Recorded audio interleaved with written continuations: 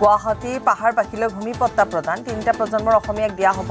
ভূমিপট্টা ৮১৬ গৰাকী লোকক ১৬ মাৰ্চত দিয়া হ'ব ভূমিপট্টা একাদিক্ৰমে সকলোকে প্ৰদান কৰা হ'ব ভূমিপট্টা দিয়া বাধা আঁতৰোৱাৰ সিদ্ধান্ত ৰাজ্যিক কেবিনেটৰ ১২,০০০ আবেদনৰ শীঘ্ৰে নিষ্পত্তি কৰা হ'ব বুলি মন্তব্য মুখ্যমন্ত্ৰী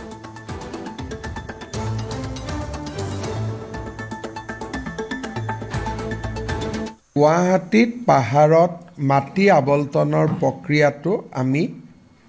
আৰম্ভ কৰিম আৰু তাত আগত যিবিলাক কনষ্ট্ৰেইন আছিল শ্লোপ আদি বিভিন্ন কাৰণত মাটিৰ পট্টা দিয়া হোৱা নহৈছিলে আজি আমি কেবিনেটত সকলো ৰিলেক্স কৰি গুৱাহাটীৰ পাহাৰত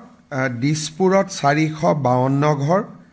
গুৱাহাটী ৰেভিনিউ চাৰ্কুলত ৩৩৮ ঘৰ আৰু আজাৰাত ২৬ ঘৰ পৰিয়াললৈ টোটেল 816 পৰিয়াললৈ আমি মাটিৰ পট্টা দিছোঁ ৩টা প্ৰজন্মৰ যিসকল অসমীয়া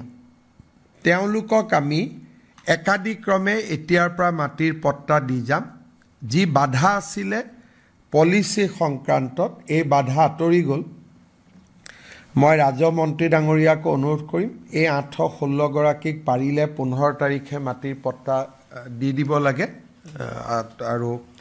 ৰেভিনিউ ডিপাৰ্টমেণ্টে পাৰে আৰু ১২,০০০ আবেদন আমাৰ লগত জমা হৈ আছে বাকী আবেদনখিনিও আমি সংগ্ৰহ কৰি সোনকালে পট্টা দিয়াৰ ব্যৱস্থা হাতত ল'ম কিন্তু ৩টা জেনেৰেশ্যনৰ অসমীয়া হ'ব লাগিব এইটো নহয় যে গুৱাহাটীৰ হ'ব লাগে বজালীৰ হওক বৰপেটাৰ হওক নলবাৰীৰ হওক ৩টা জেনেৰেশ্যন অসমত থকা পৰিয়াল হ'ব লাগে